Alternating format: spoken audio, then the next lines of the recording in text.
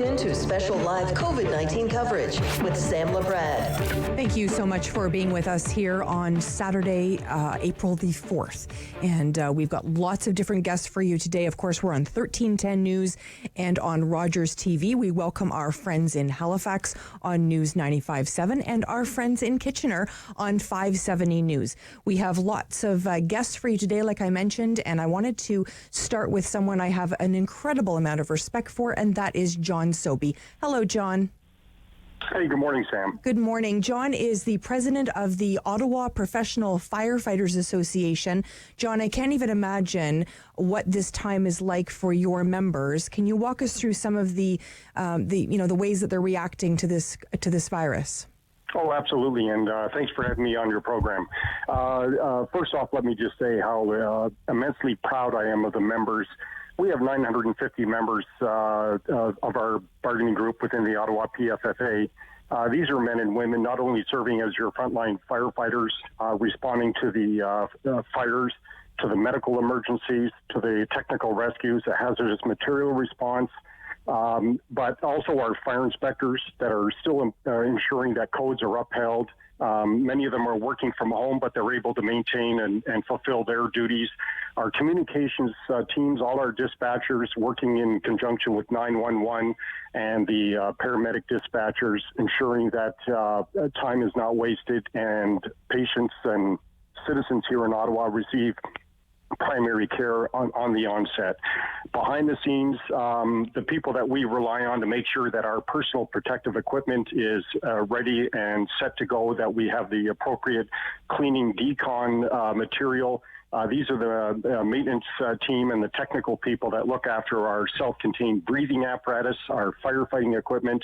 All of these people are reporting for duty. They're fit for duty, and they're just doing a tremendous job. So I want to start off with that. So I guess, in a way, that's answering your question by saying we are all working hard. We're in this together like everybody else, and working as the labor representative for the firefighters, working with our fire management team, the fire chief and his team, day in, day out, to make sure that the citizens of Ottawa are protected and looked after during these challenging times.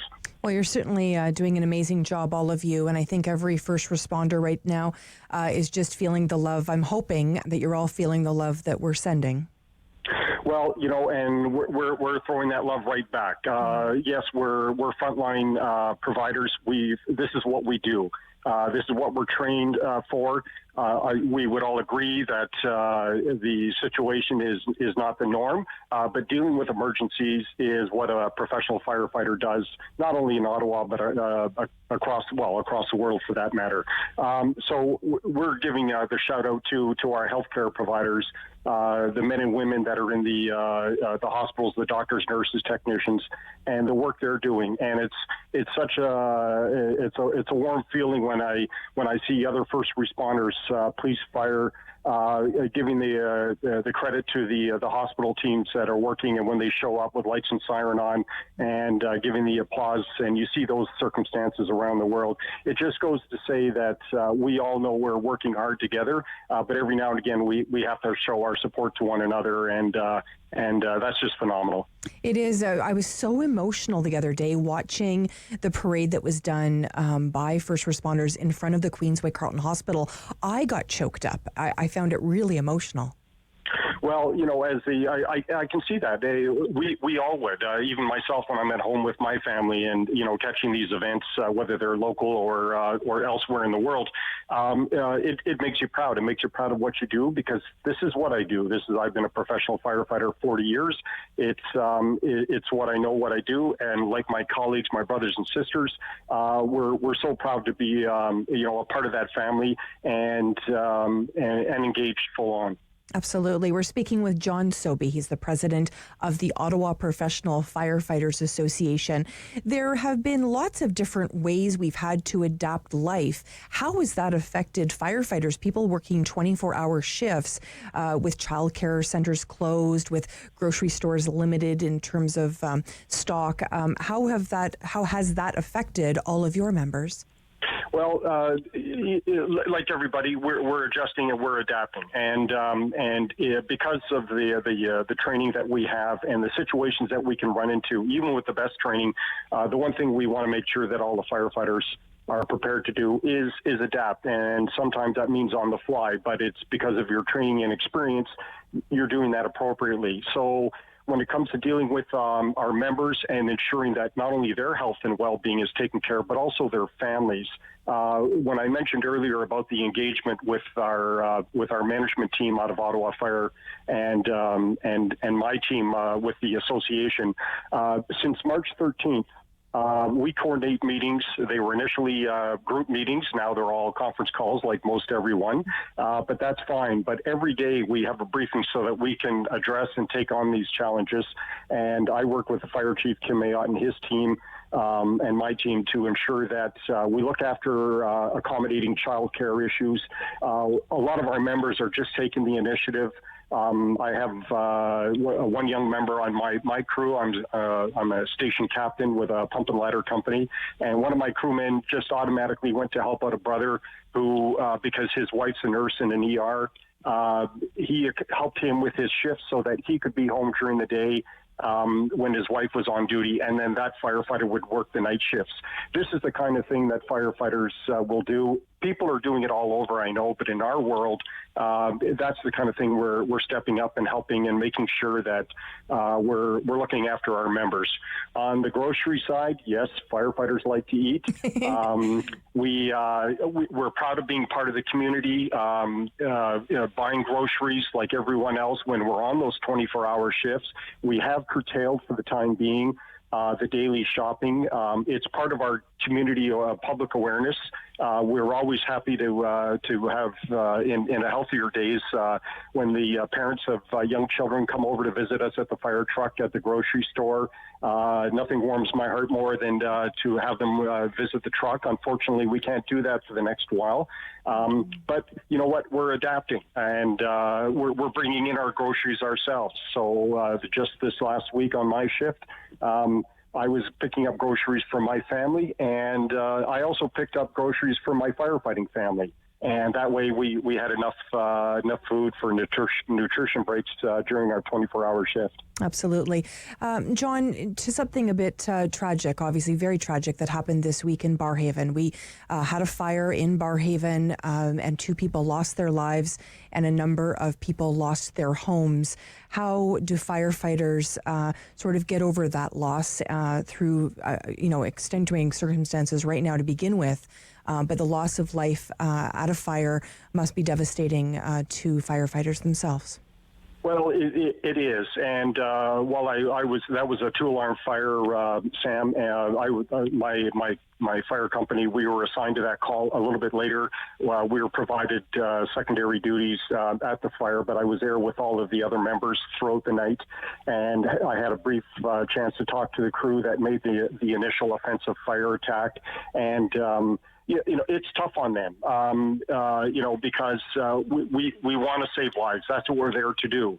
But like we remind one another, well, the tragedy of losing these 2 poor souls in the actual fire apartment, we shouldn't take away the fact that we saved many other lives by making sure that the other people in the building were able to escape safely, and we were able to contain the fire so that the structure wasn't entirely lost, just the units involved in the fire.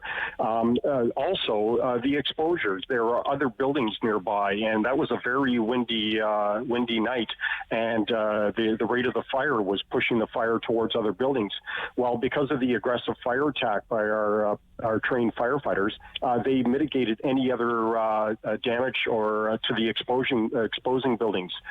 So we want to make sure that our crews realize that yes, tragedies do occur, but as well we prevent further tragedies from happening, whether it's lives or their property. If members are still doubting themselves or so forth, we have within our team, and when I say the team, both the union and the management and with the fire service, we have peer support. and it is there 24/7. Any one of our members can reach out to a peer member. Our peer teams remind our members to reach out, whether it's dealing with the tragedy of the fire you referred to, or if it's dealing with all of the issues going on today around the world. I mean, that psychologically is going to have an impact not just on firefighters, but every citizen, I would suggest. Absolutely. And John, I had someone on the show this week, Chris Murphy, who lived in one of the buildings. He started a GoFundMe campaign, and he certainly was thanking all of you. And we want to thank you today for joining us. John Sobey, president of the Ottawa Professional Firefighters Association, sending all our love to all of you. Oh, well, thanks, Sam. And from all of us back to everybody here in Ottawa and around, we love you too. Thanks so much, John. When we come back, we're going to speak with Tim Baines. Tim is a sports columnist. He's missing sports. I bet you are too. We, of course, here on 1310 News, on News 95.7, on 570 News, and on Rogers TV. Stay with us. Special live COVID-19 coverage will continue after this.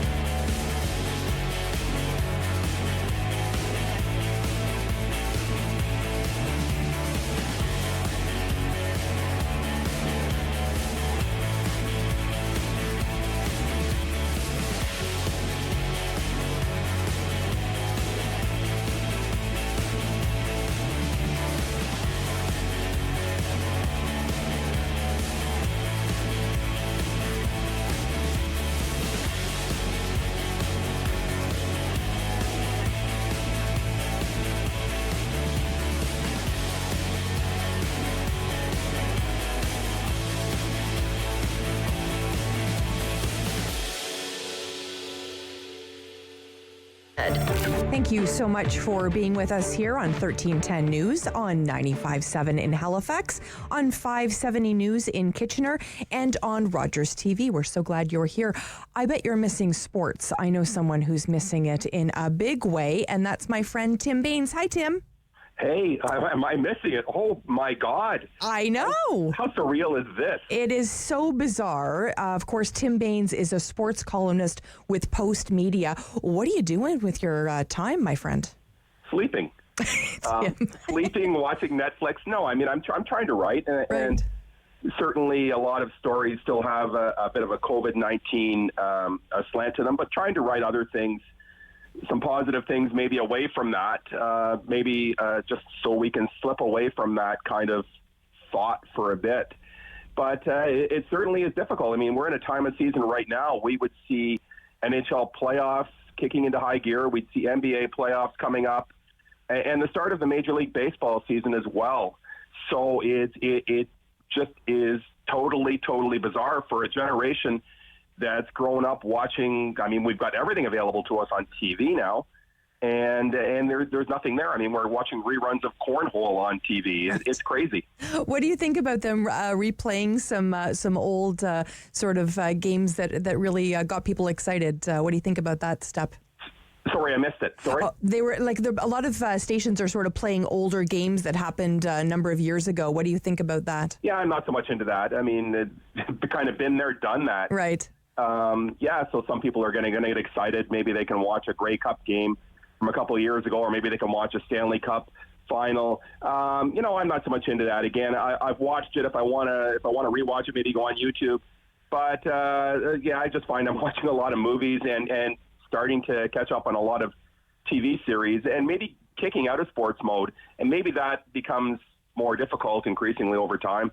Right, absolutely. So we know today, I believe, is the OHL draft, correct? Correct. Oh, that'll be so much different than normal. What are we expecting? Well, I mean, they're probably, I haven't been following. I know the 67s, Ottawa 67s have picked up at least a couple of players, certainly very important to their future. And we've got later this month, we've got an NFL draft. Business as usual for the NFL.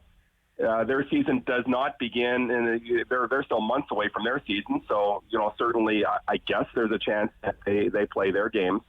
So there's a lot of hype around the NFL right now around players. A lot of them we don't know, but again, maybe there's a glimmer of hope there that these things are going on. And so, we're not completely forgetting about sports, that there are some things going on away from the playing field. How important do you think it is for players to sort of stay connected to the community during this time? We're seeing certainly some Ottawa Senators players coming out and sort of doing some little videos, et cetera. How important do you think that piece is? Yeah, I think that's out of boredom. I know with some of the NBA players, some of them are saying they don't have access. They're not practicing because they don't have access to hoops. Mm-hmm. They're just the little things. Like, obviously, if you can't expect NHL players, let's say miraculously in 2 weeks, they say we can start, we can play. Well, how do they go back? I mean, they're not skating. How do these guys go back on the ice immediately and start to play a game they're paid to do? I just can't imagine. Baseball, they were in the middle of spring training when this thing happened. They would have to go back for 2 or 3 more weeks of spring training before they could kick off any kind of season. And we're hearing a lot of scenarios right now. Obviously, the NHL and NBA both still want to get. They haven't canceled the rest of their regular seasons yet. They certainly want to get playoffs in, though. And we're hearing scenarios that maybe they'll try to play playoffs in neutral sites. Maybe they'll try and play it with no fans. I mean, there's just so many things going on right now. It really is the great unknown. What is the new normal? We don't know what the new normal is or when it'll be. There's a lot of things up in the air right now, and we don't know if we'll see a conclusion to these seasons or if we'll see a start to some of the seasons. We really don't know. The economic impact would be huge because I would assume that the contracts, obviously don't have a pandemic clause in them. So these players are still getting paid. Owners don't have bums in seats. So it's really a perfect storm in terms of huge economic impact for many of these owners as well. I would think in particular, I think the NFL owners will be fine no matter what happens. We're talking about guys with an awful lot of money. I think most of the baseball teams, majority of them are probably fine. Some of the NHL teams, I think, could take a huge hit. And you look at a small 9-team league like the CFL, and the ramifications could be huge. These are people that probably can't afford. I mean, we've got markets struggling enough. Toronto market is not great for them right now. Out in Vancouver, the BC Lions, not great. Montreal, right now, with a new ownership group, it's not a great situation. So their loss, they've already put off training camp. I can't imagine there's any way they start they won't start the season when they're supposed to in June. So even they're throwing around things right now. Even if they begin that season in August and get 8, 9, 10 games in, I mean, there's still huge losses. But they hope to recoup they hope to have some kind of season, because if you go without a football season, some of those they could be devastating for some of those teams. But let's put it in perspective. We talk about devastating for sports teams. The economic impact is obviously way outside of sports. I mean, this whole thing is devastating for a lot of us. And what are disposable dollars after this? Again, miraculously, everything they figure things out, and we've got teams back on the field in September. What kind of disposable income do a lot of us have? I mean, there's just a lot of things right now that we do not know. Do you know what happened with season ticket holders that maybe would have season tickets? Were they getting refunds, or were the teams holding on to those monies? Are you aware of what happened there? To be honest, I do not know. But right now, I mean, they haven't canceled the rest of the games yet. So I think those answers will start to come out. I can't imagine that they will give refunds. I got to think it will probably be used as credits if there are, say, 5 or 6 home games for a particular team canceled. I got to think that would go towards a credit for season tickets next year. But again, we have not seen the NHL in particular cancel the rest of its regular season. Well, unless I've been sleeping while it happened, which is possible. Tim, we're speaking with Tim Bains, the legendary sports columnist legendary. Just ask me. For Postmedia. Tim, one of the things I was thinking about too is all the sponsors. Like, many of the sponsors will unfortunately have to lay off staff, which will be really hard for them to maybe carry through with their sponsorship dollars as well. I mean, sports has so much wrapped around it. There's the game, there's the economics, there's sponsorship, there's community. There's so much wrapped around sports, especially anywhere, but especially in Canada. Well, there is, for sure. I mean, teams count on that. The sponsors not only get signage, they often occupy the corporate suites. I mean, we don't know what's going to happen. The teams count really heavily on their corporate sponsors. And what's that look like? Let's even look ahead to 2021. Let's look ahead a year. What's it like in a year? Because obviously, businesses, small and big, are feeling a huge economic wallop right now, and it's only going to get worse. So, what's that situation look like in a year? We talk about the new normal. I mean, I think the new normal for sports franchises, I mean, I think it's going to be a big slap of reality. Absolutely. We're so happy that you were able to join us today, and we're all got our fingers crossed that we can, be through this and have those players back on the field or on the ice and entertaining us. Thank you so much. Tim Bains, sports columnist with Postmedia. Thank you so much. Thank you. Thank you. Stay well. Thanks. Thank you so much. When we come back, we're going to speak with Karen Adams. Karen is the Chief Commercial and Health Innovation Officer at Snapclarity. We're also going to be speaking with the Chief Corporate Officer for Tim Hortons and find out what they're doing to try and keep things moving across the country and trying to help out some truck drivers. So that's a really important piece. The other thing we want to talk about, which is really very, very devastating for many, and that is domestic violence and domestic abuse. We've seen a case very close to Ottawa here that we want to speak about, and we're going to speak with Wendy Mitchell. She's from Shelter Movers Ottawa. We want you to, of course, stay with us. I'm Sam Laprade. This is 1310 News. We're coming to you as well in Halifax and News 95.7 and 570 News in Kitchener. We're also on Rogers TV. We're so happy you've joined us. Stay with us. Special live COVID-19 coverage will continue after this.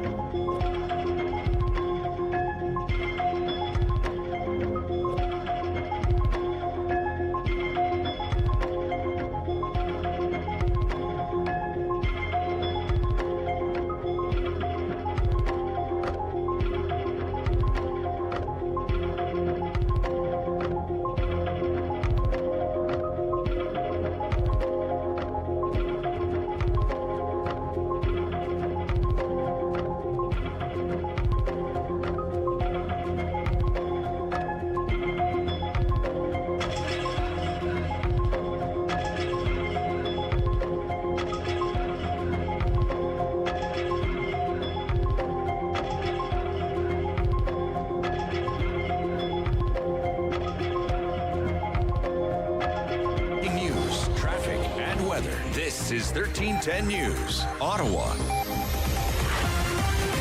It's Saturday, April 5th. Good morning. I'm Alex Gouge. Right now in Ottawa, it's 9 degrees and mostly cloudy. Here's what's making news this hour. Prime Minister Justin Trudeau has announced today more financial support aimed at helping the most vulnerable Canadians survive the COVID-19 pandemic. Trudeau says they are investing $40 million for emergency shelters that help women suffering from domestic violence. On Friday, Trudeau promised $100 million and for organizations that help get food to Canadians who can't afford groceries or have uncertain access to food and other basic necessities.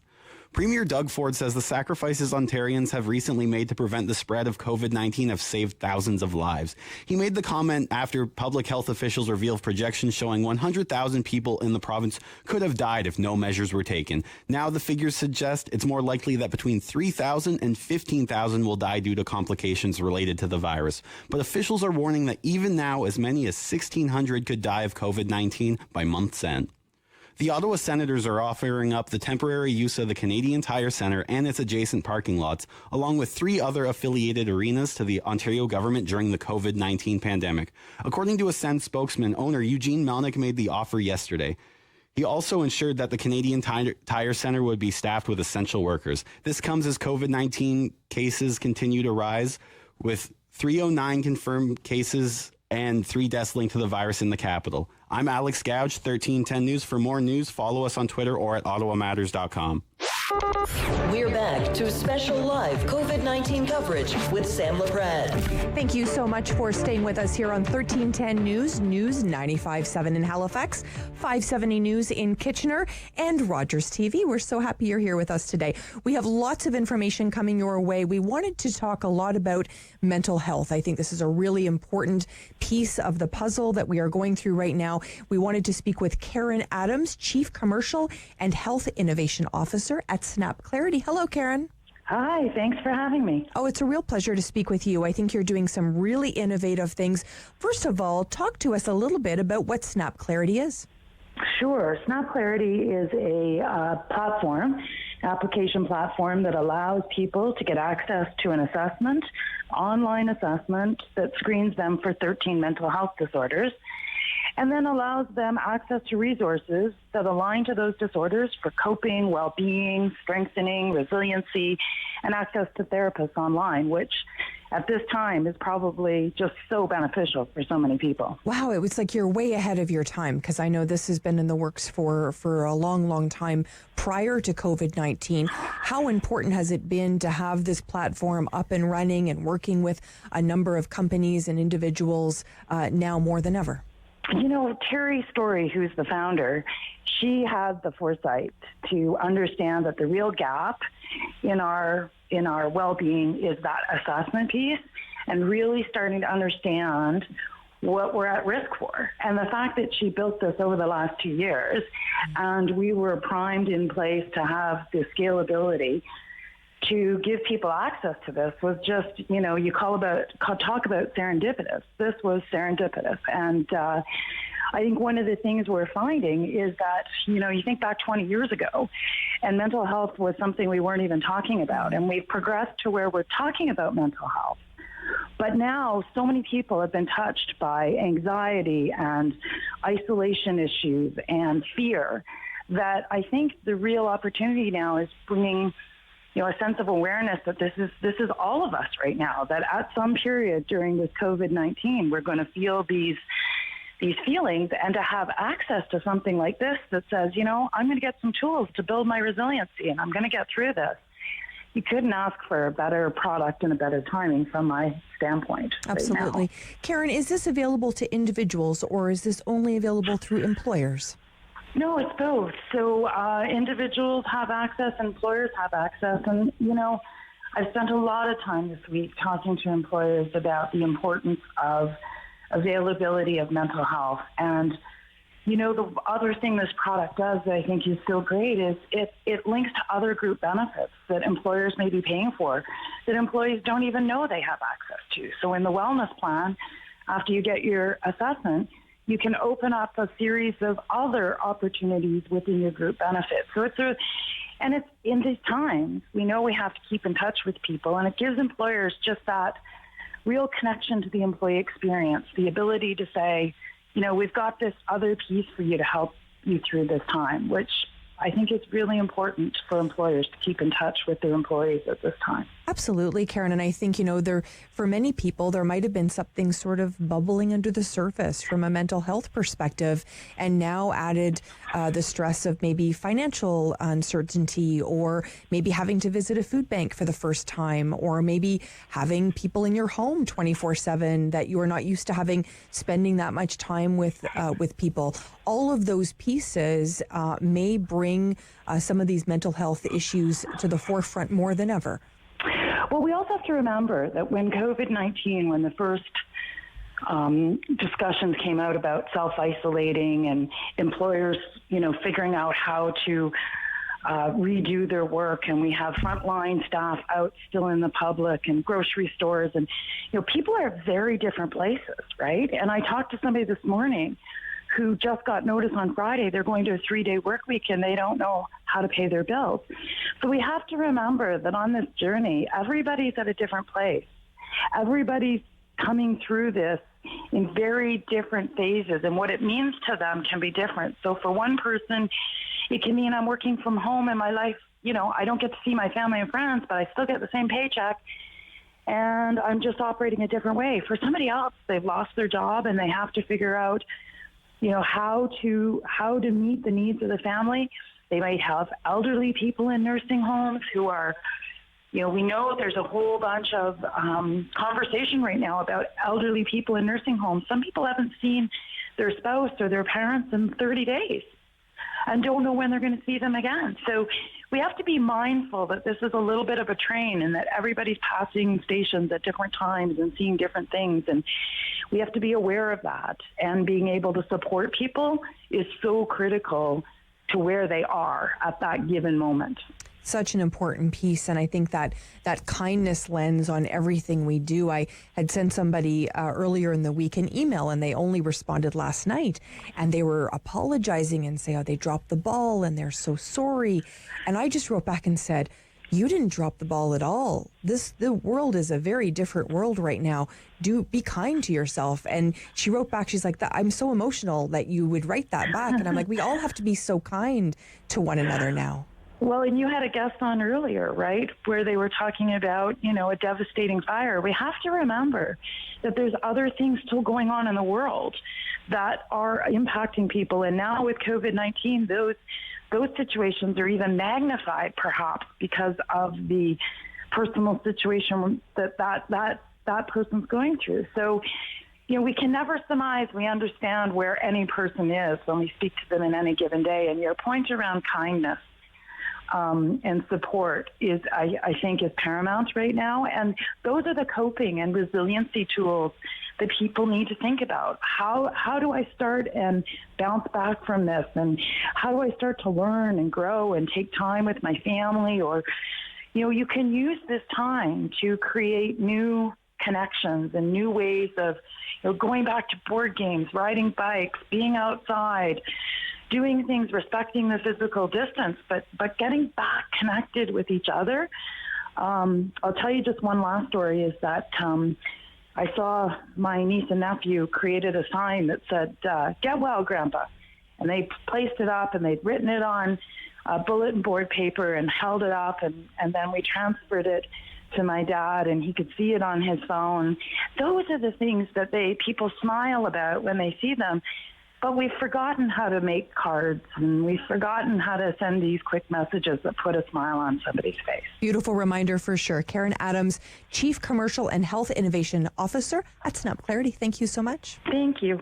We wanted to speak about something that is really at the forefront of everybody's mind, and that is how our incredible truck drivers are getting across the country and getting across the provinces with much needed equipment and food. And we wanted to speak with Duncan Fulton. And Duncan is the Chief Corporate Officer at Tim Hortons. Hello, Duncan. Good morning, Sam. How are you? Well, I'm so good because I'm chatting with my friend at Tim Hortons. How cool is that? It's a good day. I love your show. It's nice to actually turn on the radio and hear some good news and some uplifting news for once. Well, I'm really happy that you're here. Let's talk about the good news coming from Tim Hortons. I think this was really amazing when I received this information of what Tim Hortons was doing. It really warmed my heart, and I wanted to chat with you today. Can you talk a little bit about the importance of the steps that Tim Hortons is taking? Yeah, so, if you go back a couple of weeks, as we saw this crisis beginning to unfold, our first thought process was how can we help contain it, as well as how can we protect our own team members. So we have more than 4,000 restaurants nationwide. We were among the first to close the dining room seating. We then with our truck drivers, as we look across the country, you realize these are folks that are moving emergency equipment, emergency supplies. We have more than 470 highway locations. One of the unintended consequences of shutting some of our dining rooms to protect our guests and our team members was it made it harder for truck drivers to be able to access both food and washrooms, because obviously you're not going to take a transport truck through a drive-through. So in chatting with several premiers and jurisdictions, one of the first things we did was open up those dining rooms exclusively to truck drivers on the highways, so they can still stop, come in, use the washroom, still order their food. And the one other thing that we've done, of our 4,000 restaurants, we still have more than 2,000 that have dining rooms open for takeout. But we recognize there's lots of folks that don't have cars, but you still want to be able to order at Tim's. So on our mobile app, we've updated a new curbside feature where you can order and pay on the app, and then notify the restaurant when you get there, and a team member will walk your order out to you.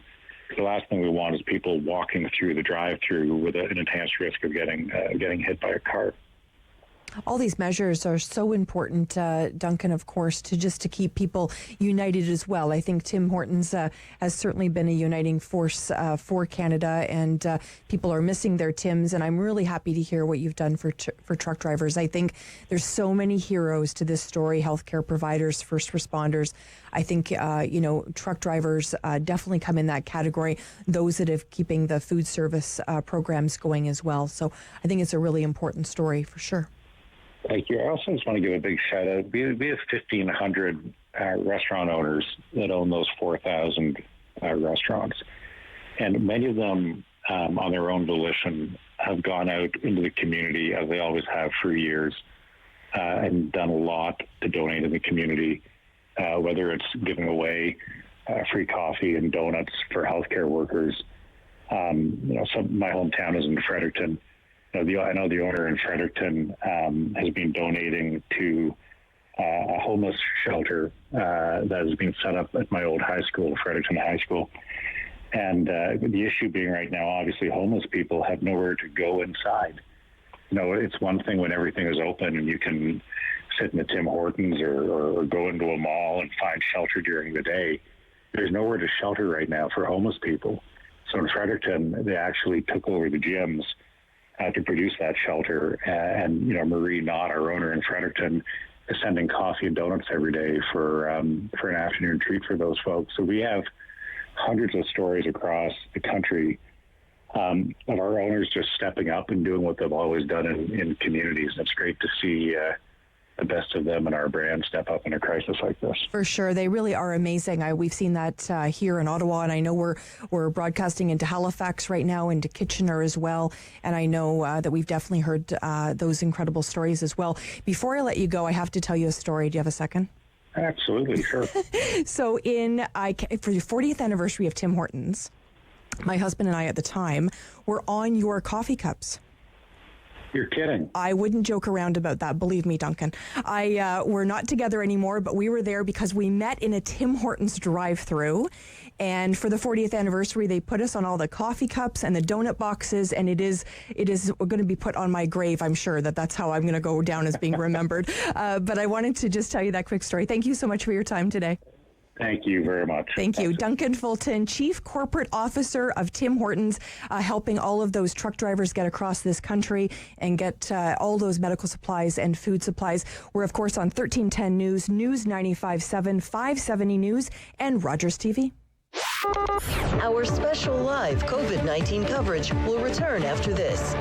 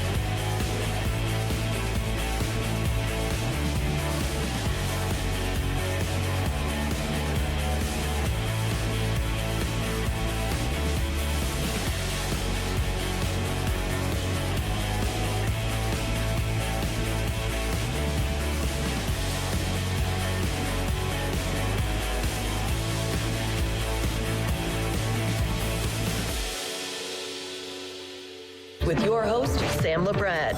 Thank you so much for being with us here on 1310 News, on News 95.7, on 570 News, and of course on Rogers TV. There's a really dark side to what's happening right now, and as much as we try to bring a lot of hope in this show, we bring a lot of joy in this show, we want to talk about something very serious right now. There has to be action taken, and I wanted to speak with Wendy Mitchell from Shelter Movers Ottawa. Hello, Wendy. Hi, Sam. How are you? Wendy, I'm mixed emotions, to be honest, today. I have read a very, very sad article, and as you know, I reached out to you last night and asked you to come on today. We've had you on before talking about how important it is that people know that if they're in a domestic abuse situation, there is a way out. Can you talk about what Shelter Movers Ottawa does first? Absolutely. So Shelter Movers Ottawa provides a service where we work with the shelters in the region to provide free moving and storage services for women who are fleeing violence. And that's really important because one of the barriers to having the courage to leave a situation is the fear of not being able to afford starting over. And we alleviate that fear or that barrier by providing those moving services and getting their items into either storage or off to their new place to live in their safe home. And that's what we do. We do that with the help of over 100 volunteers.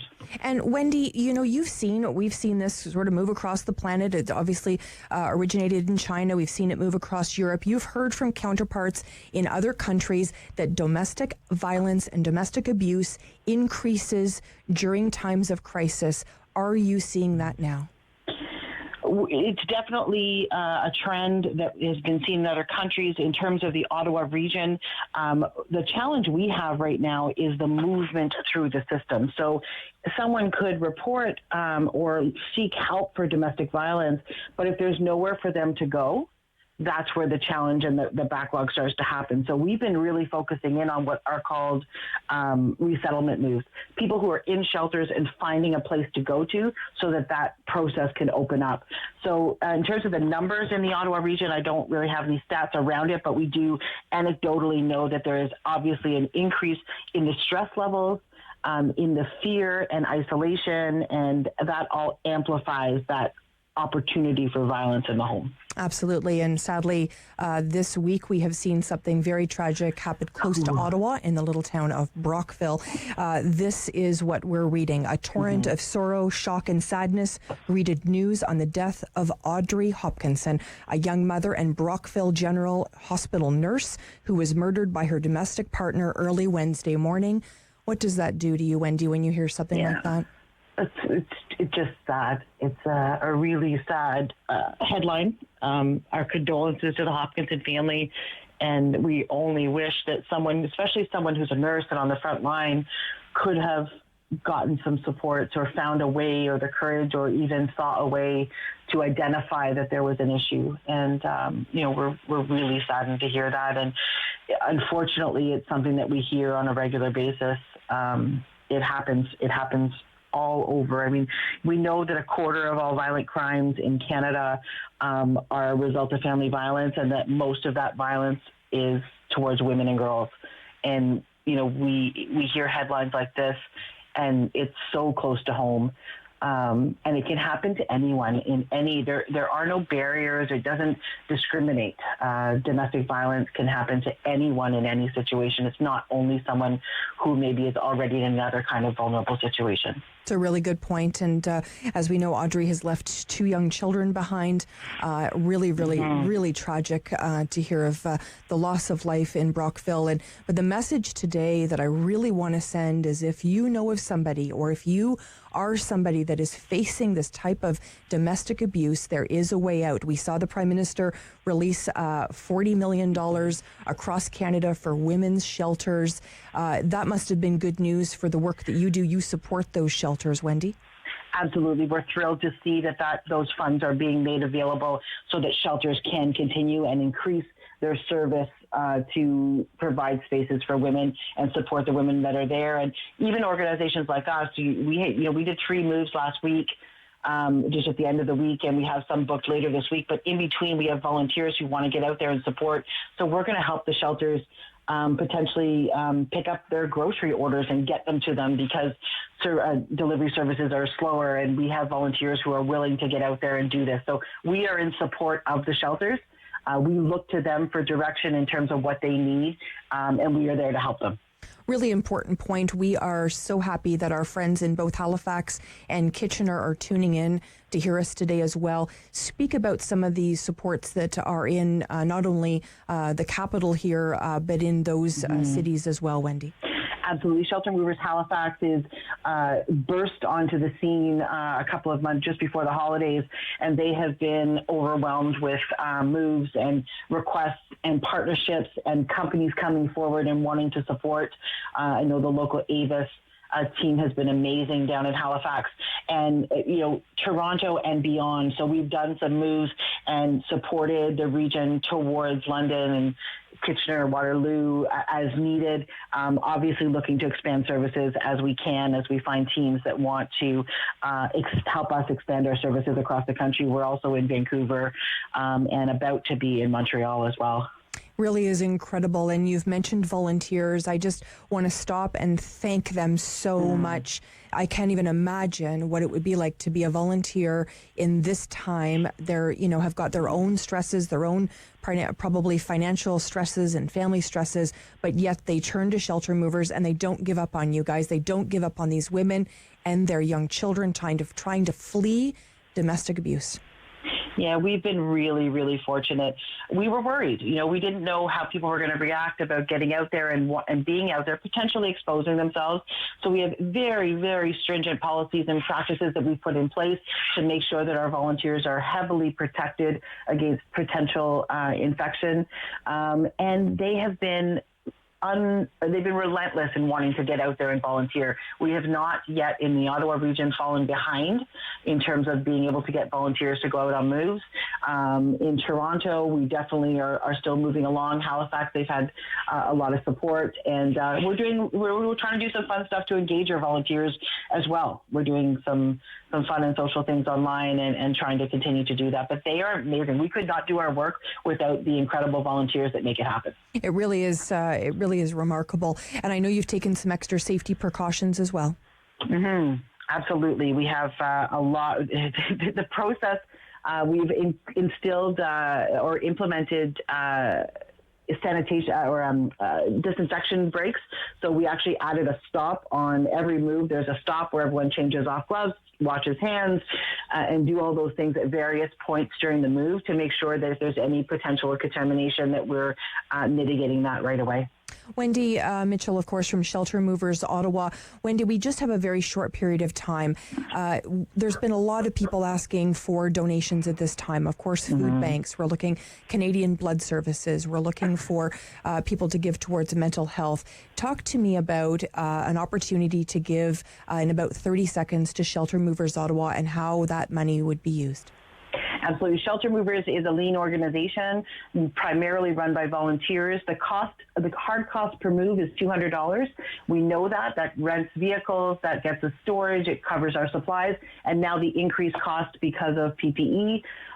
You can make a contribution at sheltermovers.com. You can identify whether it's for the Ottawa region, the Halifax region, Toronto, wherever you would like to make that contribution, or to the greater good of the organization. We have a COVID response option as well.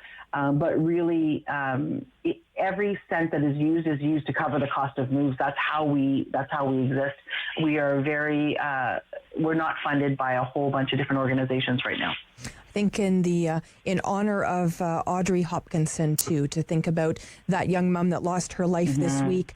We're thinking about her family, like you mentioned earlier. And if you are in a situation like that, please do reach out. There are people that can help you. Wendy Mitchell, Shelter Movers Ottawa, always grateful for your time, my friend. Thank you, Sam, and thanks for what you're doing. Absolutely. I wouldn't be anywhere else. I think this opportunity to share the stories of all the good work happening is a big part of this story as well. And we're going to be speaking with Susan Ingram from Big Brothers Big Sisters a little bit later as well. You're on 1310 News, and you're listening, of course, in beautiful Halifax and beautiful Kitchener as well. You're listening on News 95.7 on 570 News, as well as Rogers TV. I'm Sam Laprade. Stay with us. Our special live COVID-19 coverage will return after this.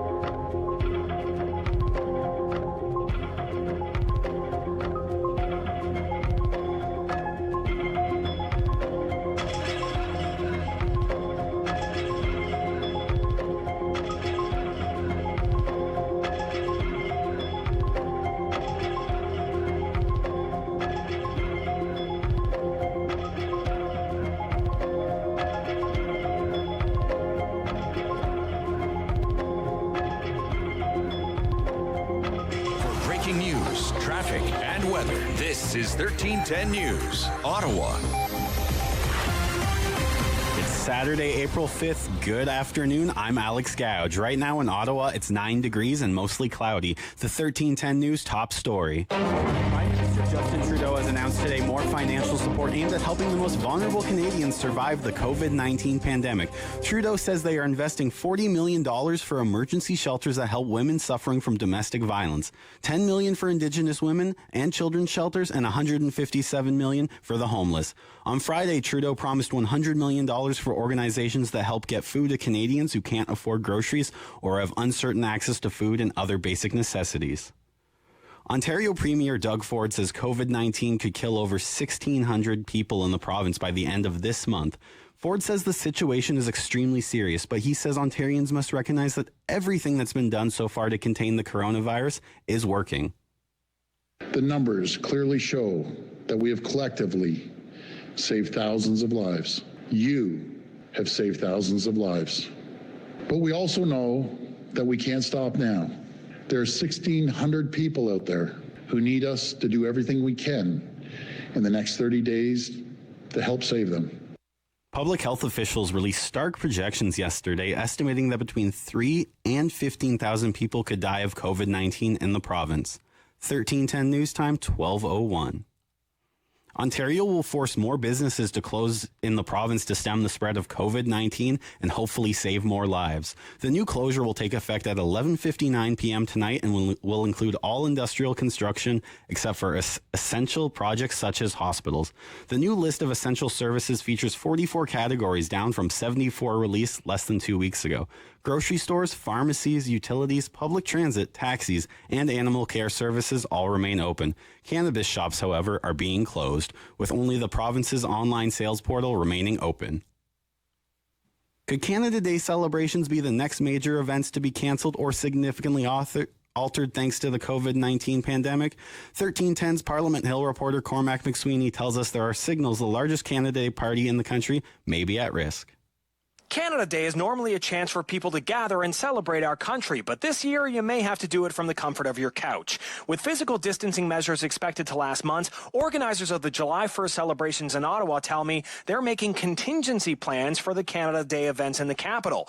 A spokesperson with Heritage Canada tells me they're monitoring the coronavirus situation closely and will be basing decisions on the advice of public health authorities. The noon show in the capital generally includes some top Canadian artists and attracts tens of thousands of people. It was already set to be a different celebration, with construction forcing organizers to move the event from Parliament Hill to a nearby park. But given this crisis, there could be some more major changes. Mentally prepping to wear red and white alone, at home? Cormac McSweeney, Parliament Hill. Canadians who have been stranded for weeks on 2 cruise ships struck with COVID-19 are now on their way home. 1310's Madison Fitzpatrick has the story. 250 Canadians made their way home on Friday after being stranded for weeks on 2 different cruise ships. Foreign Affairs Minister Francois-Philippe Champagne sent a plane chartered by cruise operator Holland America to pick up the travelers. Only those without symptoms will be allowed back into Canada. The government has said passengers will enter a 14-day isolation under the Federal Quarantine Act. The MS Zaandam and the MS Rotterdam were stuck at sea, unable to dock until the ship made their way to the Florida coast. With multiple guests showing flu-like symptoms, 9 passengers tested positive for COVID-19 and 4 have died. I'm Madison Fitzpatrick. And I'm Alex Gouge, 1310 News. For news anytime, follow up online at ottawamatters.com. We're back to special live COVID-19 coverage with Sam Laprade. Thank you so much for being with us here on 1310 News, on News 95.7, on 570 News, of course, and Rogers TV. I wanted to share some good news today. Of course, Ottawa Senators player Sean Donovan, his son, has been drafted 6th overall from the Canada Lasers, and Jorian Donovan is going to be playing for the Hamilton Bulldogs. We're so excited for that hockey family, and happy to see that the OHL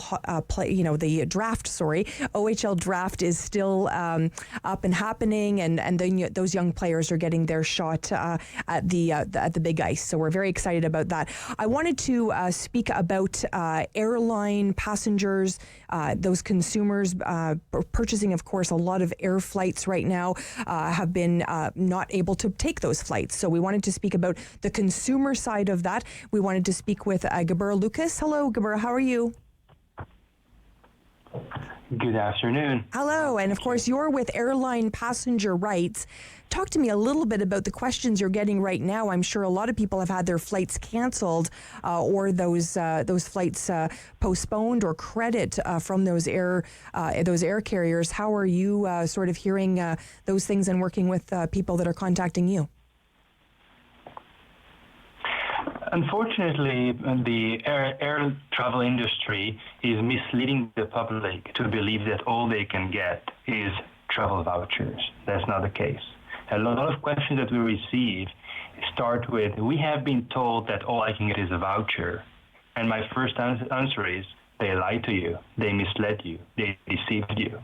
It's quite clear that if your flight did not operate, if the airline canceled the flight on you, you are owed a full refund to the original form of payment. Just yesterday, the United States Department of Transport issued an enforcement notice to all U.S. and foreign airlines, reminding them that this is the right of passengers and warning them to issue promptly refunds to passengers. So it is a well-settled principle that an airline cannot keep your money while they're not providing services to you. The second group of issues that we are seeing now is problems with credit card companies not doing their part in the transaction, which is reversing charges when you don't receive the services. Under the law, in Ontario it would be Section 99 of the Consumer Protection Act, when a merchant does not provide you the service you paid for, then you can contact your credit card company and insist that they reverse or cancel the transaction. And the credit card company or credit card issuer has a legal duty to act upon such a request and reverse charges. Some credit card issuers have been dragging their feet. Some of the worst offenders are BMO MasterCard and TD Visa. And we are encouraging all victims of such conduct to document their interaction with both airlines and credit card companies and record those calls on their own. It really is very stressful times for people. I myself had a number of trips canceled, or I had to cancel them. So if we've already sort of pressed that confirm button, if you will, and said that we would take the travel voucher, because the two options that I know I was given was, you could accept back basically $30 off this flight in cash, or you can put it as a travel voucher. Are our rights gone by checking that confirm button on those particular flights? Those type of choices, those type of options code that they provide to you are fraudulent. You have other options. So if they defrauded you, if they deceived you, that's a nullity. Whatever choice you made, it doesn't have a legal force because they didn't give you all your legal options. I would certainly suggest taking screenshots of such fraudulent information provided by the airlines. And subsequently, I would contact the airline and demand my full refund to the original form of payment, regardless of what button you pressed. I would not press any of the buttons, actually, because if the airline cancels the flight, then clearly they have to issue you a full refund, and you should not take no as an answer. If the airline is not complying with the law, they will be facing consequences. Credit card chargeback, and if the credit card doesn't comply with the law, they will also be facing consequences. The whole point of the rule of law is that even large corporations should not be able to get away with breaking the law and not acting according to the law. So when you see those screens that offer you only two options, take a screenshot and just don't press either of them. Write to the airline or phone the airline, record your call, advise them in clear language that you don't accept travel vouchers, that you insist on a refund to the original form of payment. And if they refuse, then you contact your credit card company for a chargeback.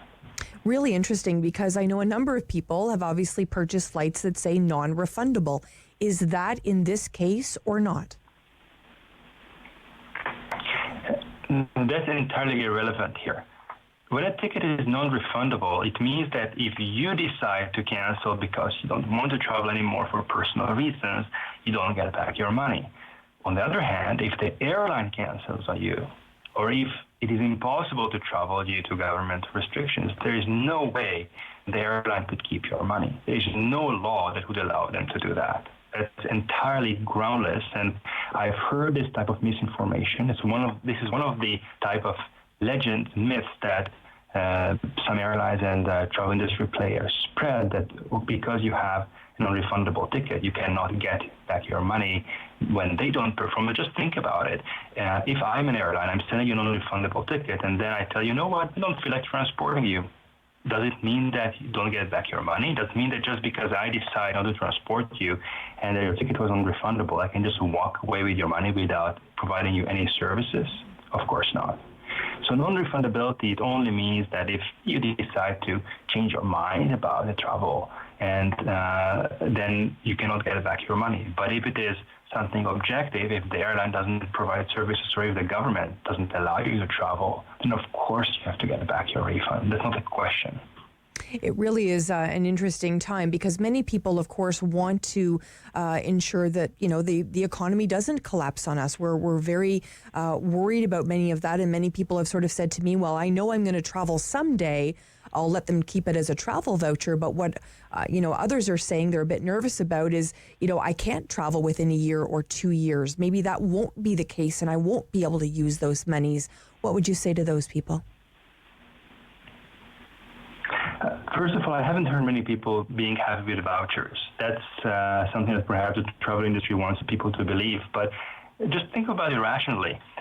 You bought a ticket now, but how much will your flight cost, the same flight, in a year or two? It will be higher.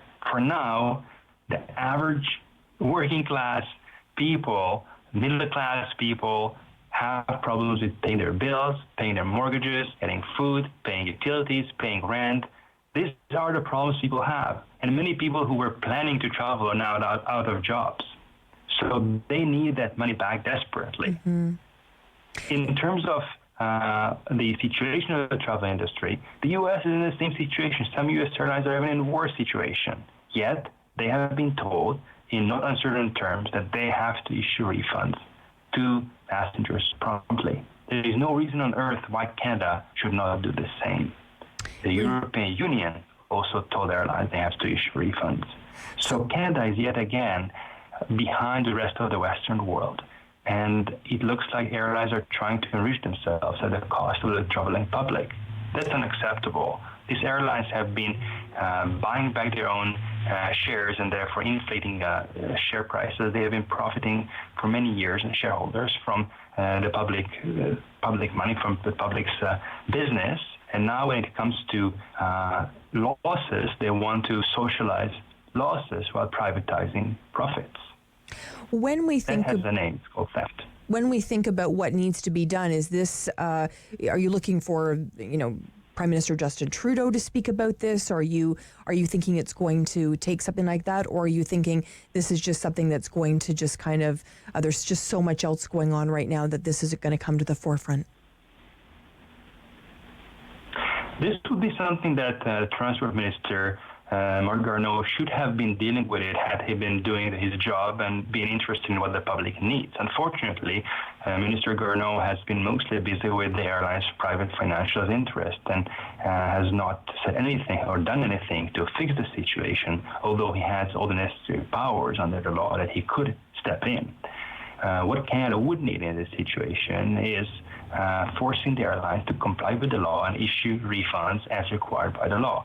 There are already 2 class actions that were commenced, one in federal court, one in Quebec courts, exactly about that. But the fact that class actions had to be started in these dire times indicates the magnitude of the complete failure of the Trudeau government to respond to this issue. I'm not sure whether it has to be Mr. Trudeau, him personally, or his ministers, but his government as a whole is responsible for the situation, for people not being able to put food on the table, not being able to pay utilities, not being able to pay rent or mortgage because their money is tied up with the travel industry. Thank you so much. Gabor Lucas, of course, airline passenger rights. Appreciate your time today. You're with 1310 News, News 95.7, 570 News, and Rogers TV. Stay with us. I'm Sam Laprade. Our special live COVID-19 coverage will return after this.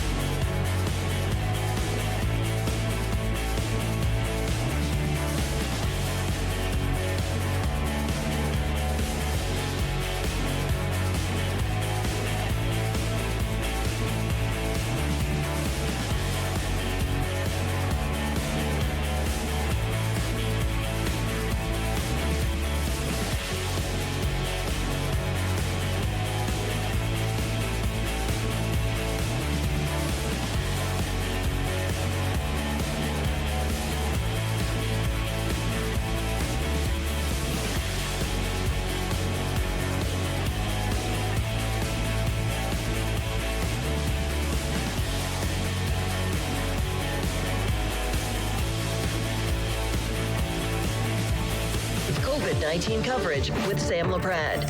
Thank you so much for joining us. We're so happy you're here on 1310 News, and our friends in Halifax are with us as well on News 95.7, as well as our friends in Kitchener at 570 News and on Rogers TV. We're so happy you're here.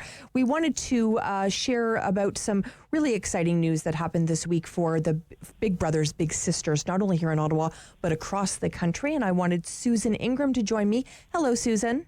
Hello, Sam. How are you? I'm fantastic. Susan Ingram is the executive director of Big Brothers, Big Sisters. And you want to know why I'm so fantastic, Susan? Why? Because you sent me a message so excited about a partnership with Rogers. And of course, Rogers is our parent station here. Tell us all about it. Yeah, so we got some great news. Rogers is partnering with Big Brothers Big Sisters of Canada to provide a donation of smartphones, working in collaboration with Samsung, and they're also providing 6 months of free service. And this is really to help our families who rely on this critical connection that we can get through these types of digital tools and the service, and to keep our littles connected to our mentors. And they're providing this across Canada to some major cities. So it's amazing. It's so exciting. I think it's, we take it, we take advantage of the fact that, we just pick up our phone and go. Not everybody has access to a phone. And as you and I spoke a couple of weeks ago, we were really kind of concerned about how the big brothers and the little brothers were going to chat, and the big sisters and the little sisters were going to have that chance to be connected. So many of them look forward to that connection with their mentors. And now that's going to be solidified and people could move ahead and be connected.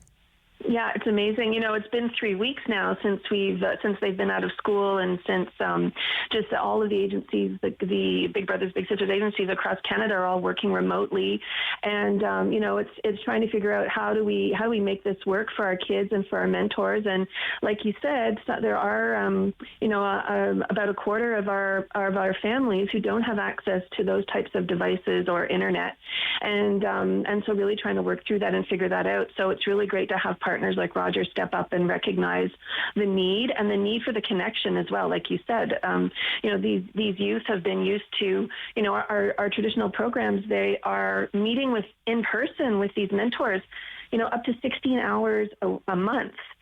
In person, doing great activities and having fun together and building these great relationships for so many years. And so all of a sudden they're staying at home with their families, but now they've basically lost connection with their best friend. And so this is just amazing that we're able to provide them with these virtual options. Well, I have to tell you, I'm certainly very, very proud to work with the Rogers team, of course, through 1310 News, because not only has Rogers has stepped up for Big Brothers Big Sisters, they also donated 1 million meals through Food Banks Canada, and also gave some monies towards women's shelters. I'm really proudly say that that's our parent company, and I'm really happy that it not only impacted people across the country, but right here in Ottawa, and of course we're in Halifax today and Kitchener broadcasting there, and I know that those communities as well will be affected. I really appreciate your time today, Susan.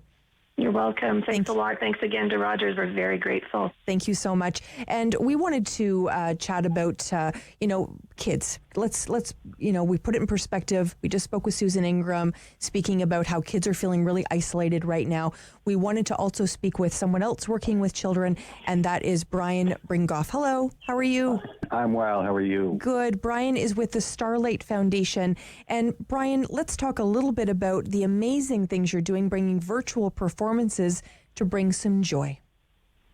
Sure. So Starlight Children's Foundation is all about helping seriously ill children and their families deal with the pain, the fear, and the isolation they have normally due to illness, chronic illness, severe illness, disabilities, handicaps, and life-threatening disease. So our kids are already facing really difficult times. Now added to this, they are the poster children of who everybody's talking about in terms of being immunocompromised. Our kids don't have a choice. They have to stay at home. Parents are in complete isolation, the food delivered to the door. They really can't jeopardize the health of these amazing kids. So our regular programs that we do, we can no longer hold them, obviously. So we've created play from home packages that Starlight ships on a weekly basis to over 2,000 children across the country.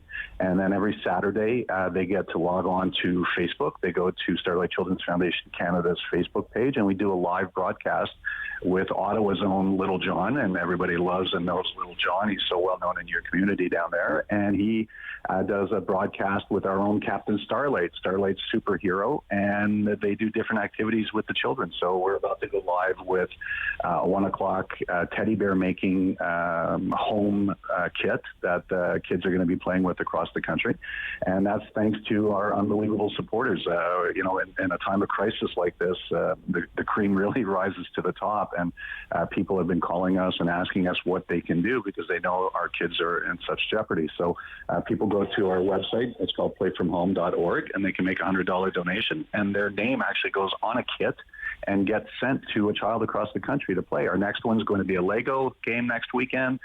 We have plans for Play-Doh, board games, etc. So it's all in trying to help these kids pass the time a little bit more comfort and distraction. Oh, I think it's amazing, Brian. And as you know, when you're providing children with those opportunities, it becomes really a family activity. And I think families right now, I know so many are struggling, and I can't even imagine having a little one that was very, very ill during all of this. I think it's amazing what you're doing.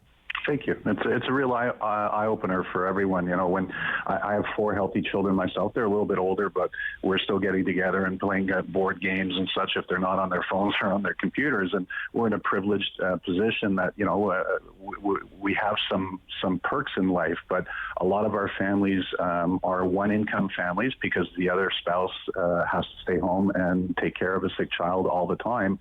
Now you have both of them at home in really small quarters. It makes it just exponentially more difficult. And the feedback we're getting, if the listeners want to go to the Starlight Facebook page and see the actual pictures of some of the kids across the country and the comments from the parents, it really is, you know, we came up with this idea. We said, what are we going to do? How are we going to help the kids? And well, what does almost every child across the country, either hospitalized or at home, have? Well, hopefully they have access to some sort of a smart device that they can go on Facebook. And that's where we came up with this. And we really, you know, it's uncharted territory for everybody. And we came up with this concept, and it's going to be a lifelong mission for us to keep doing this because the kids love the interaction. They love the effect. And the pictures are just so beautiful. They're heartwarming. And even if you're not planning on making a donation, go to the playfromhome.org website and go inside and see the messages that some people are giving to the kids. And just, you know, to all the kids and families, be safe, be smart, stay home. You are thought and cared of and loved. And it's just beautiful how people are really choosing to make a difference in the lives of kids right across the country.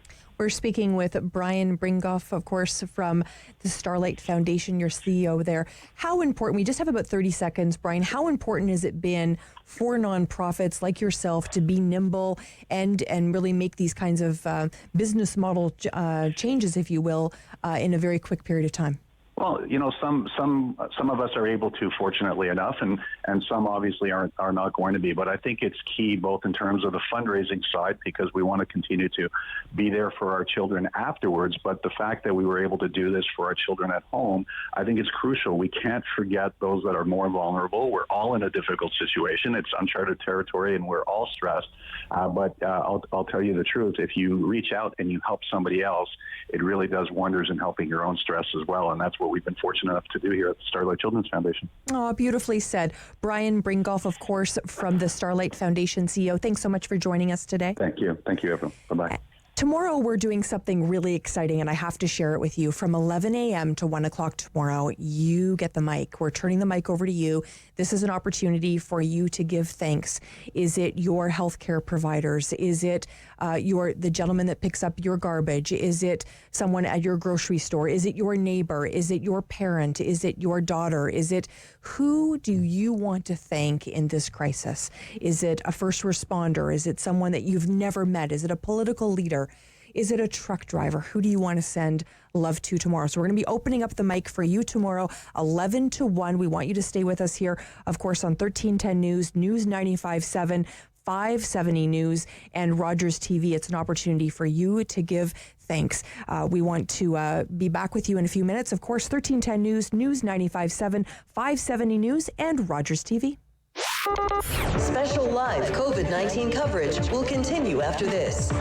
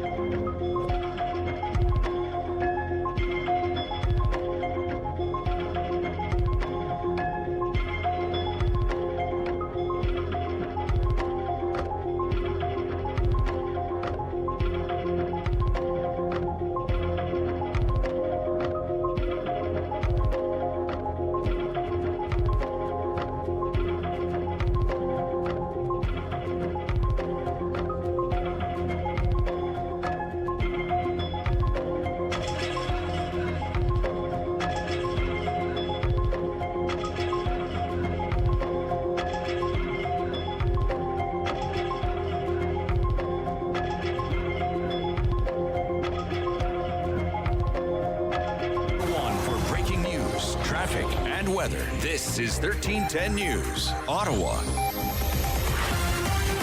It's Saturday, April 4th. Good afternoon. I'm Alex Gouge. Right now in Ottawa, it's 11 degrees and mostly cloudy. Here's what's making news this hour. Prime Minister Justin Trudeau has announced more financial support aimed at helping the most vulnerable Canadians survive the COVID-19 pandemic. Trudeau says they are investing $40 million for emergency shelters that help women suffer from domestic violence. On Friday, Trudeau promised $100 million for organizations that help get food to Canadians who can't afford groceries or who have uncertain access to food and other basic necessities. The Ottawa Senators are offering up the temporary use of the Canadian Tire Centre and its adjacent parking lots, along with 3 other affiliated arenas, to the Ontario government during the COVID-19 pandemic. According to a Sen spokesperson, owner Eugene Melnick made the offer yesterday. He also ensured that the Canadian Tire Centre would be staffed with essential workers. This comes as cases of COVID-19 continue to rise, with 309 confirmed cases and 3 deaths linked to the virus in the capital. Education workers have reached a tentative collective bargaining agreement with the Ontario government. Education Minister Stephen Lecce announced the proposed deal in a statement today. He did not provide details. The workers involved include educational assistants, designated early childhood educators, and clerical workers. The deal with the Ontario Council of Educational Workers is the 5th in a contentious round of negotiations between educators and the province. I'm Alex Gouge, 1310 News. For more news, follow us on Twitter or at ottawamatters.com. We're back to special live COVID-19 coverage with Sam Laprade. Thank you so much for staying with us here on 1310 News. Of course, News 95.7 in beautiful Halifax, 570 News in Kitchener, and on Rogers TV. We wanted to speak with somebody that I think is really doing incredible work, and that's Hannah McGetchie. Hello, Hannah. Hi, Sam. Hi, I'm so excited to chat with you today. You are involved in a really incredible organization, and that is called 10 Oaks. Can you talk to us a little bit about what you do? Yeah, for sure. The 10 Oaks Project is a charity based out of Ottawa, and our mission is to engage and connect children and youth from LGBTQ communities. So some of them identify under that acronym, others have parents who do, and we primarily do this through summer camp programs, but we also do community events and things like that throughout the year. I think many, many years ago when this organization was established, it was established because we didn't want people to feel isolated. Am I right? Yeah, that is exactly it. Our founders were starting to think about having kids, and were realizing there wasn't much for the kids in LGBTQ communities who have 2 moms or 2 dads or something like that, and that their experience with that it was really isolating and it was really hard. And so they started this camp program, and that's been our goal in all that we do since, is to build community and to break down these feelings of isolation and disconnection. Ironically, now we're all self-isolating and all staying in our homes, which is, we could have never, ever in a million years predicted this. No. Hannah, how important is it for people to stay connected through 10 Oaks, especially for, people that are accessing your services, for them to access them in a unique way, and you've done just that? Yeah, for sure. So this is also brand new for us, just as it is for the rest of the world, and we're just trying to figure it out. So we've had to sort of cancel all our in-person gatherings and events and things like that for the time being. But we wanted to stay connected to our communities and to let them know that we're still here, and that there are tons of other people who are in the same shoes who are also really struggling. So we've started there's 2 things we've done since we all started self-isolating at home. And so the main one is we've started something called Camp Stay at Home. So on weekdays on our Instagram, we post a different sort of camp-themed activity or craft or thing you can do with the people who you're stuck at home with. And we've gotten, our staff team has really gotten involved. So the counselors who are there during the summer, we've got former campers, current campers, and they're putting together little tutorials, either videos or photos or examples of different skills they want to share and instructions on how to do that. And the focus is really on doing things that you don't need a ton of supplies for or external staff, because we're quite limited right now in being able to go out. So it's really about innovation and creativity and doing all of these things. So that's one thing we've done. We also had a virtual campfire this past Thursday evening. Again, it was on Instagram Live, and we got a ton of folks who have been involved with camp in different capacities to come and sing songs, and there's drag performances, there's reading poetry, there's telling jokes, and people were able to tune in from their homes and just feel a little bit more connected and see some friends who they hadn't for a while. Is this making them happy campers? For sure, yes. We've gotten a lot of really positive feedback that it's been really helpful, and it's something people are really looking forward to. It's a really important piece. As I've said before, when we speak to organizations that are primarily focused on children, they really are organizations focused on family.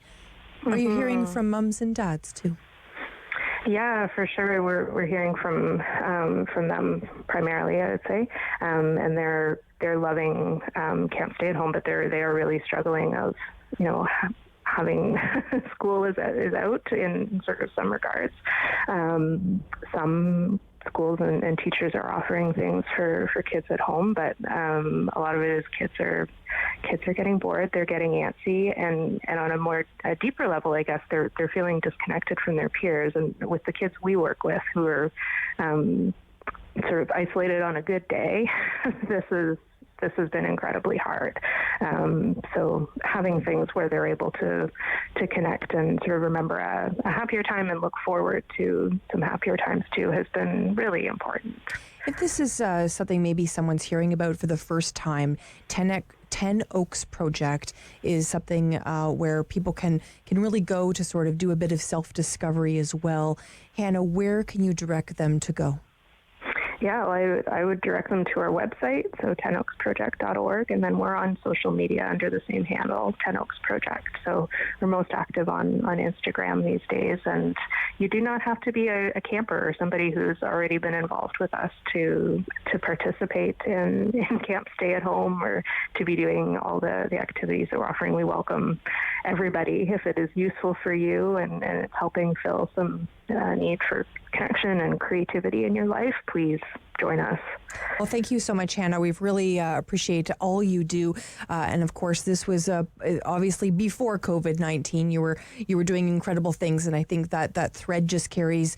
And you're always providing families with hope and basically an opportunity for them to feel connected, and that has not stopped. So thank you so much for that. Oh, thank you, Sam. I really appreciate it. Obviously, we're thinking about you, Hannah McGeechee, of course, from 10 Oaks Project. We really appreciate your time. Thanks so much. And we want to give you an opportunity tomorrow to thank a lot of people, like I thanked Hannah. And that's going to happen between 11 a.m. and 1 p.m. Eastern. Of course, that's going to be here on 1310 News, on News 95.7, on 570 News. And we're looking forward to that. We wanted to speak with someone who we owe a huge thank you to, and that's Joshua Ebiot. Hello, Joshua. Hey, Sam. Thanks for having me. Oh, thanks so much for chatting with us. Of course, Joshua is from Bytown Catering, and you're doing something incredible, my friend. Tell us about it. Yeah, so just got it rolling a few days ago. We saw a need in the community for grocery delivery. We don't have the same resources a grocery store does, but we do have a lot of different food suppliers. So we get things that are running out in the stores right now. Like if you check the website, we've got flour up there, we've got yeast up there. Couldn't find any last time I was out. So essentially they can visit our online store. It's growing day by day with new products. But they can just visit bytowncatering.com and see what we've got up there. We're trying to work with a lot of local suppliers as well. So we've got Bo's Beer up there, Peely Island Wine, just added Kettleman's Bagels, which are delicious. So just trying to fill a need to help people stay isolated but still get food and groceries as safely as possible. Really is amazing, Joshua. You've really come to the need for a lot of different people, and you've added a charitable component to what you're doing. Absolutely. So the Ottawa mission we've been supporting for a while, just with fresh sandwiches and salads. So we work closely with them, and every order that someone places will get a $5 donation to the Ottawa mission. How important was it for you to have a charitable component to this work? You could have just done this hard work and not had that. Why was that such an important piece for you? Yeah, right now it's not, with everything going on, it's not just about profit. We've got a lot of people, we've got a large workforce, a lot of people are laid off, so we're focused on getting them back to work and getting a full paycheck, at the same time supporting the Ottawa mission. So this project's more about providing a service that's needed and giving back at the same time. Really is amazing. I know you've certainly worked with us over the years doing some things as well. And, when I think about businesses being so nimble and really providing that sort of quick change of a business model, I can only imagine that has meant many, many long hours for many of you. Yeah, absolutely. It worked out kind of well. We already had an online ordering project underway that I was spearheading, and as soon as we came up with the concept, it was lucky to quickly switch it over to this grocery essential service. So the timing, it's obviously, due to the situation, is unfortunate. There's no good timing for COVID-19, but the timing of the project worked out. It's hit the ground running, and delivery trucks. We have a bunch of refrigerated delivery trucks that have been all over the city already. So right now we're delivering anywhere from Limoges to Dunrobin, so trying to hit a large area to get out to as many people as possible. We're speaking with Joshua Amiot, of course, from Bytown Catering.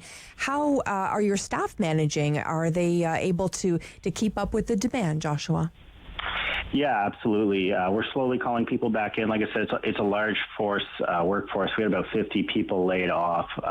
So the demand is, we've got 14 refrigerated trucks, 14,000 square feet of workspace.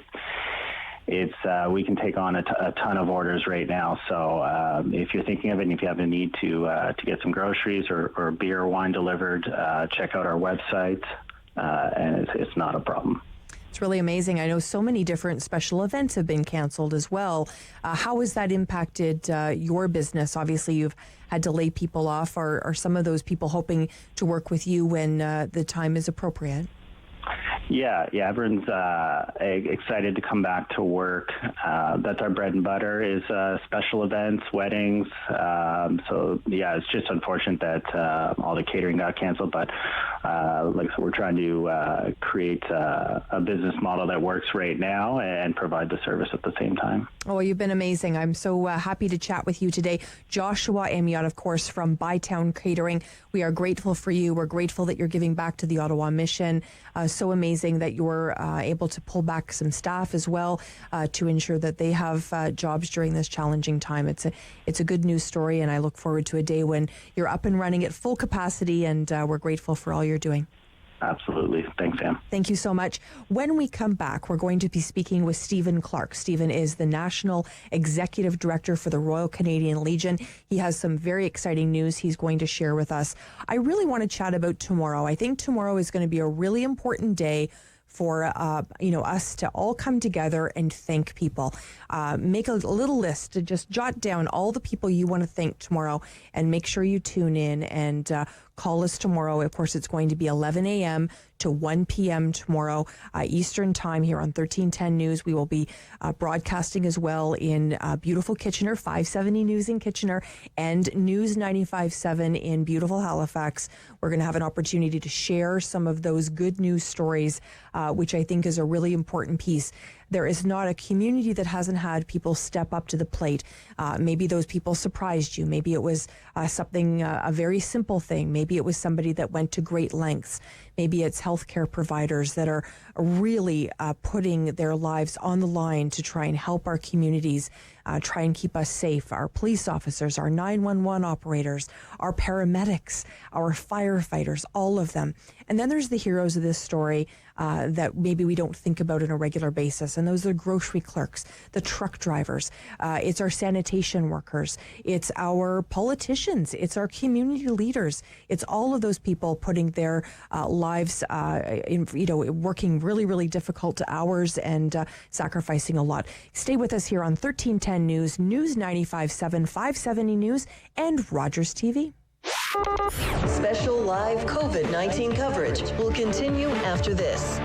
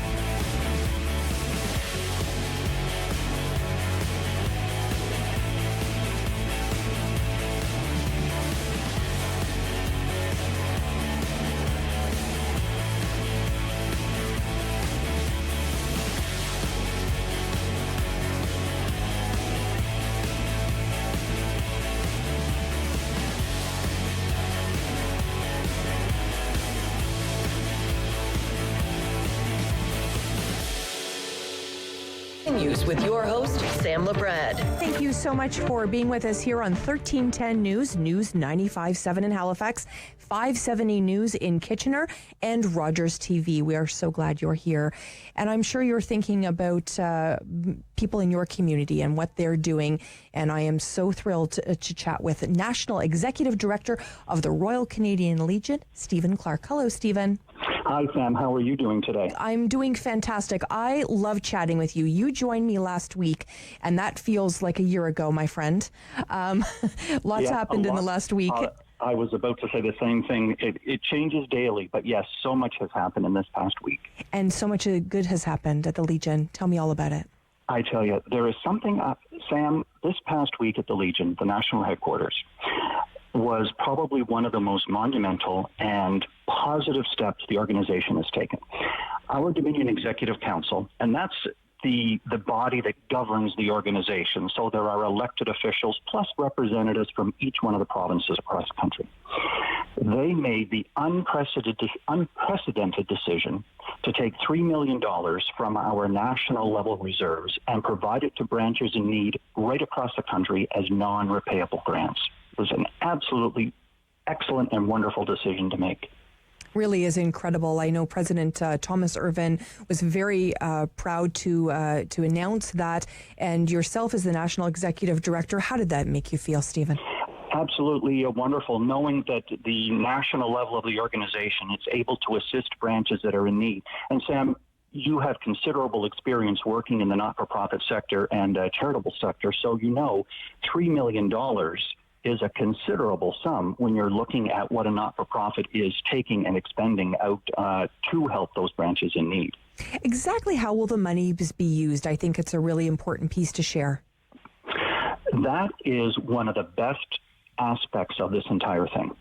How the money is going to be used and the simplicity of the project. So I'll tell you exactly what we're going to be doing.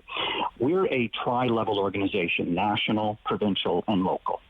So what we have decided to do is we are taking the $3 million from the national level. We are giving that out to each of our provincial commands, 10 provincial commands across the country, based on the number of branches that are in their jurisdictions.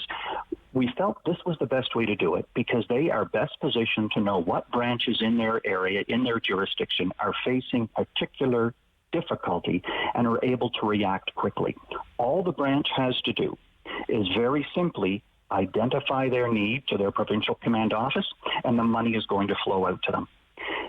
So it's a wonderful, simple way to get money to where it's needed. And the other thing that's very important that we're very proud of is that from the day the decision was made until the day the money gets out to the provincial commands,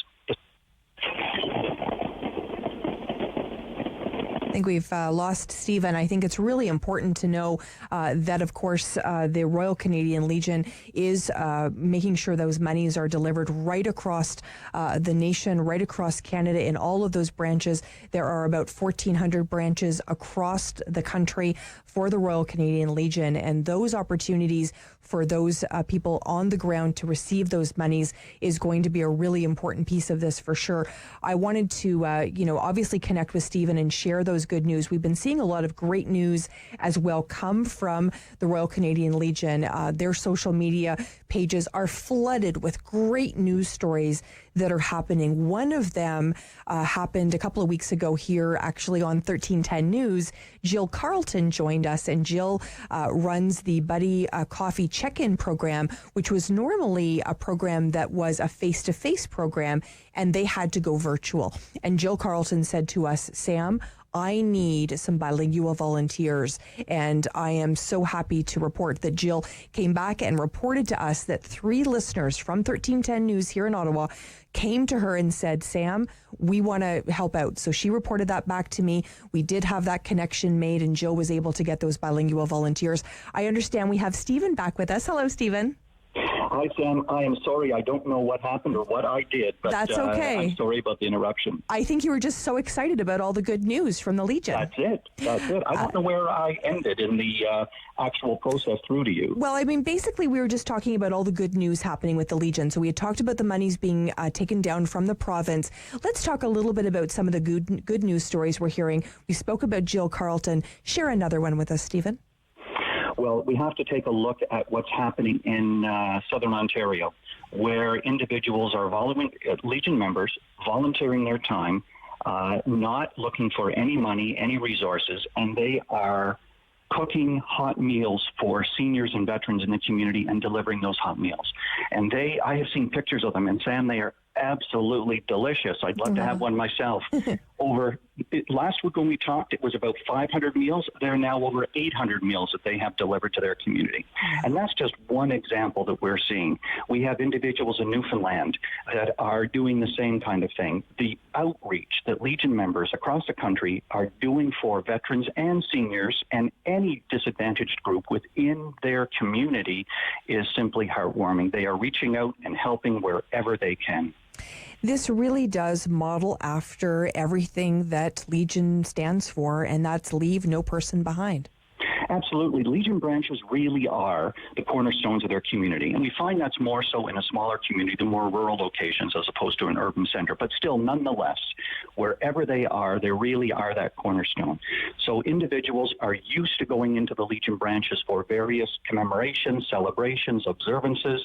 This is simply another way that the Legion is opening its doors to the community. It's a virtual door, but we're still opening the doors. We are there if someone in the community is in need of any assistance, anything at all. We're there. And I think I shared with you last time one story that I really, really liked.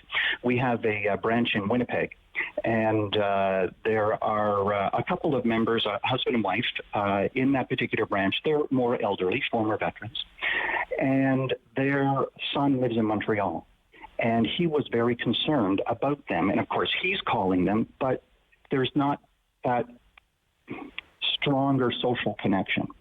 So what has happened is Legion members are making sure that they call out to the individuals. And a similar thing happened in Nova Scotia. They're calling out to those individuals, checking on them on a daily basis, making sure that they're okay. And this is just one thing that Legion members and Legions across this country are doing. They're there for whatever the need of the community is.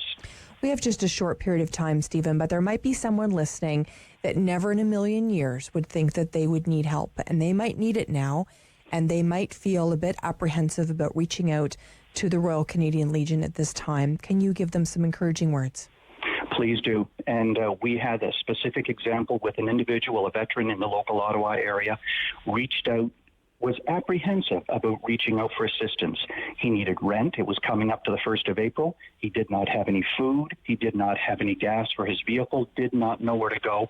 And the military mindset is you don't show your weakness. You don't reach out. You just soldier on.